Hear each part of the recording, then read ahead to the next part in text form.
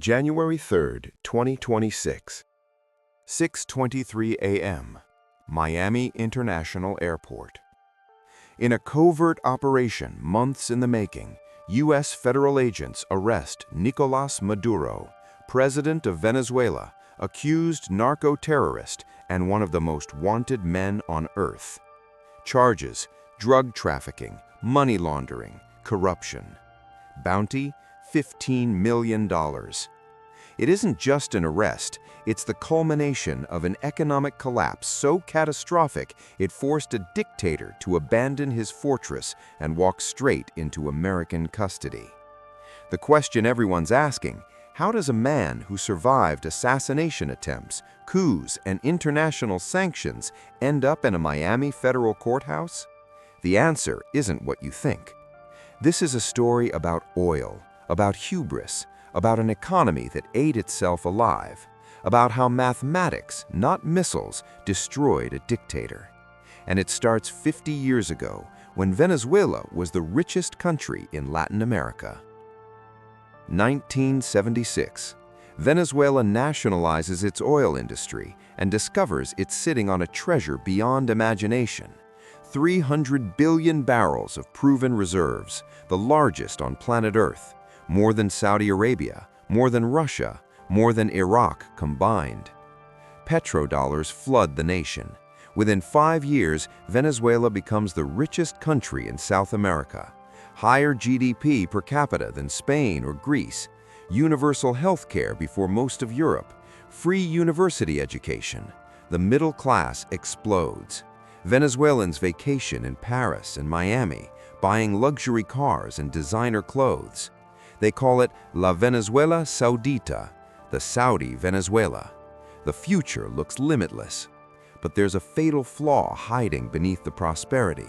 The entire economy, every hospital, every school, every government program runs on one commodity: oil.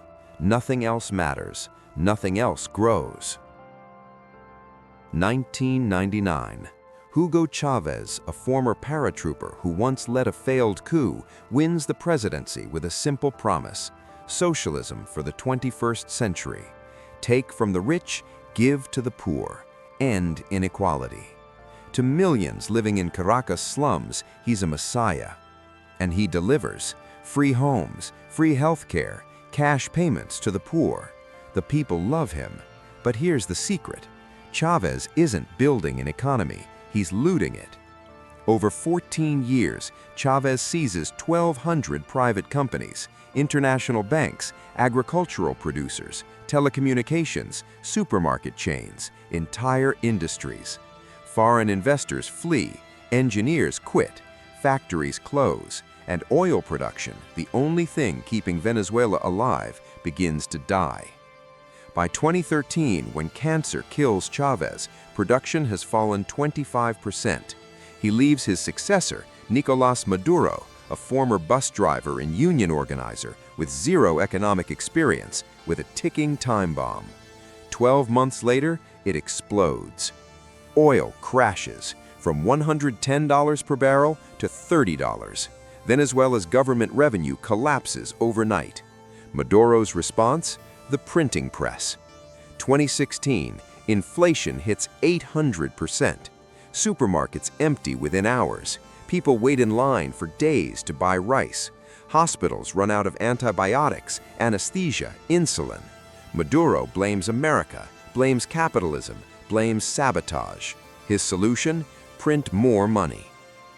2017, inflation hits 2,600%. ATMs dispense worthless bills. People weigh cash on scales instead of counting it. A loaf of bread costs 5 million bolivars. By 2018, annual inflation reaches 1.3 million%, the third worst hyperinflation in recorded history. But numbers don't capture the horror. 7 million Venezuelans, 1 in 4 people, flee their homeland. The largest refugee crisis in Western Hemisphere history. Families walk 2,000 miles to Colombia, Peru, Ecuador. Mothers trade wedding rings for food. Children die on migration routes. By 2020, Venezuela's economy has shrunk by 75%, the worst peacetime economic collapse in modern history. The average Venezuelan loses 24 pounds from involuntary starvation. 300,000 die from violence, hunger, and preventable disease. Entire cities go dark for weeks. Through it all, Maduro survives. Why? 3 reasons: brutal repression, military loyalty bought with drug money, and support from Russia, China, and Cuba. But by 2024, even the drug cartels can't save him. July 28, 2024. Despite death threats and government intimidation, millions vote. Opposition candidates Edmundo Gonzalez and Maria Corina Machado unite a fractured resistance. Exit polls show a landslide victory. Hours later, Maduro declares himself the winner, without showing any evidence. But this time, the opposition has proof. Physical receipts from 80% of voting machines showing Gonzalez won by 40 points percentage. The United States refuses to recognize Maduro's claim. So does the European Union, Canada, and most of Latin America. But Maduro still controls the military, or so he thinks. Because there's a problem.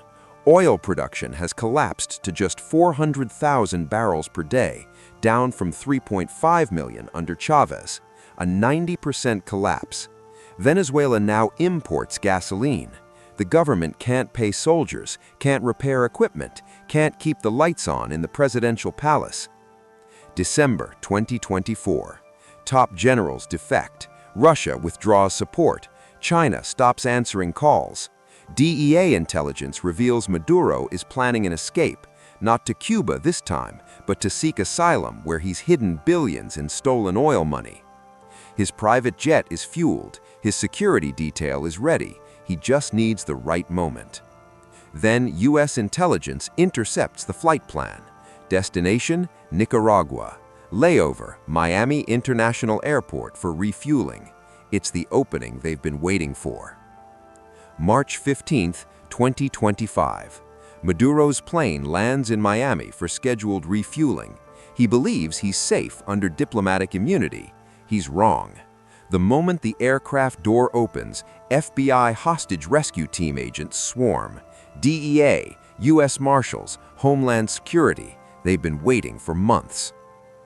There's no shootout, no diplomatic standoff. His security team surrenders immediately. Because this isn't a coup or an assassination, it's an arrest warrant. Narco-terrorism, drug trafficking conspiracy, money laundering, charges backed by decades of evidence. As Maduro is escorted in handcuffs to a waiting USV, Venezuela explodes in celebration. Streets flood with people, fireworks light up Caracas. But back in the federal courthouse, U.S. prosecutors lay out the evidence. 250 tons of cocaine trafficked with government protection, $1.2 billion laundered through shell companies, an entire nation ransomed to drug cartels. The cost of Maduro's regime? 300,000 Venezuelan lives, 7 million refugees, an economy obliterated. And for what? So he could fill offshore accounts while his people starved. Today, Edmundo Gonzalez leads Venezuela. The oil remains, but the trust is shattered. Rebuilding will take generations. Maduro faces life in federal prison, but the damage he caused will outlive him. His arrest teaches one lesson. You can silence opposition, control media, and command armies, but you cannot print prosperity. You cannot decree production. You cannot escape mathematics. Eventually, economic reality wins. Maduro didn't fall because good triumphed over evil. He fell because he ran out of other people's money. And somewhere tonight, another leader is making the same mistakes.